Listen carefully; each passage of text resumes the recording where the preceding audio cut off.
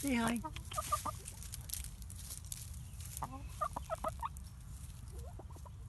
Hello.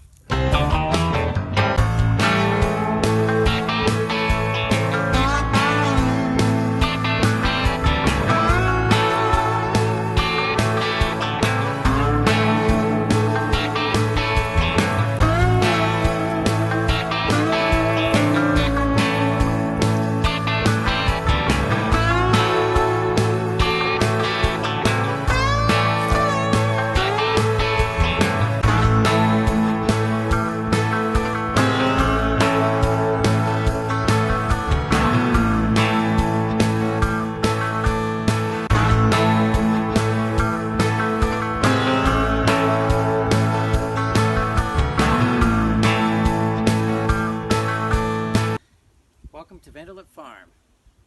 We're located here in Los Altos Hills, California, and we're zoned a little bit differently than most Silicon Valley communities in the fact that we're zoned RA1, which means we're residential agriculture, and we can even have cows and horses on our property, and of course, chicken coops. So, come on, let's go check out the farm, and we'll show you what we've got.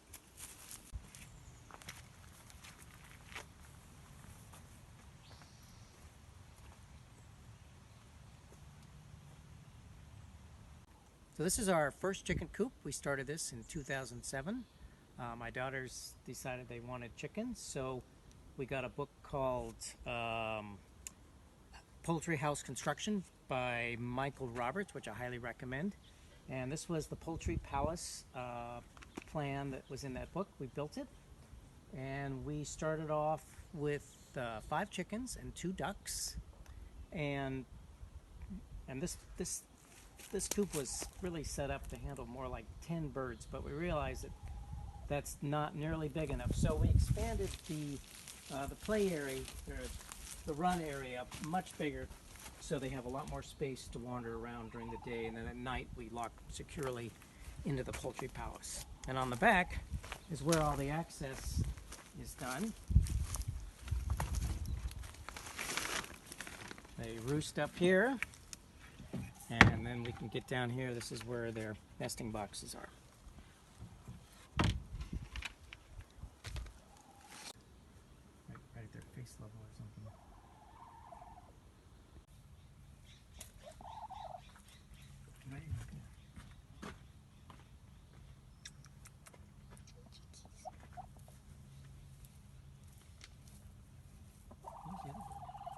So this is coop number 2. This coop we acquired when Stanford University was shutting down their staff community garden and to make more space for golfing, and they had to get rid of some coops that they with even chickens in them. So we brought home this coop, and then we additionally added this run to give them a little more space. But these chickens actually can wander throughout this lower orchard area. So let's see if we have any eggs. Some backyard fresh eggs. Oh, look. One chicken over here. And, oh, 2 eggs. Okay.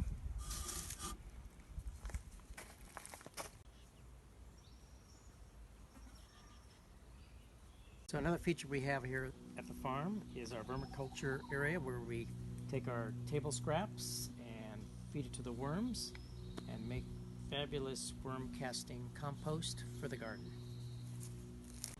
And here's the greenhouse to get our seedlings started and help germinate plants. We built a greenhouse, so come on inside and I'll show you what's in the greenhouse.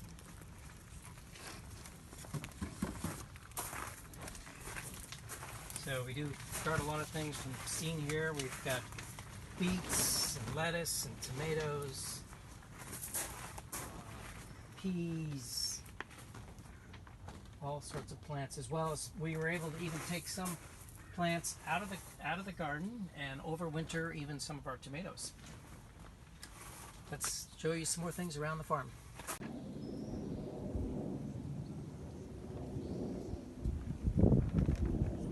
And now we're over at the roundhouse. So in Los Altos Hills, we have some pretty large critter control problems that will pretty much take all of our beautiful produce that we try to create and eat it for themselves. So we've moved a lot of the garden space into more secure places to prevent mainly squirrels from taking all of our produce. So this is actually a repurposed trampoline, and we put netting around it to prevent animals from getting inside and taking away our harvest. So come on inside the roundhouse and let's see what we're growing here. And we've got everything from carrots, peas, beans, lettuce, beets. Started some new squash, tomatoes, strawberries, more lettuce, and whatever we can grow, and hopefully we'll be able to keep the squirrels from enjoying it and we can enjoy it. Here we are at the blueberry hutch, and once again we've tried growing blueberries in the ground, and all we did was grow some nice blueberries for our squirrels and other animals out there. So we ended up moving the blueberries into pots and putting them in a enclosure and even wire on the floor to keep whatever coming in and grabbing our blueberries, and so our harvests are now quite bountiful. So come on inside the blueberry hutch and I'll show you. We're just in time for picking some blueberries.